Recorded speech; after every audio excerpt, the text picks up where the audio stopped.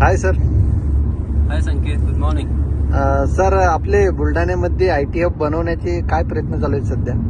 First of all IT कंपन्या चालू होण्यासाठी जी काही ITची मॅनपॉवर आपल्याला लागते ती आपण क्रिएट करत आहे. त्याच्यानंतर माझी एक कंपनी आहे तामिळनाडूमध्ये, मालगो टेक्नॉलॉजीज म्हणून. त्या कंपनीची सेकंड ब्रांच आम्ही लवकरच बुलढाण्यामध्ये चालू करणार आहोत. त्यानंतर आमचे काही स्टुडंट्स आणि आम्ही स्वतः सुद्धा बऱ्याचशा स्टार्टअपवरती काम आमचं चालू आहे.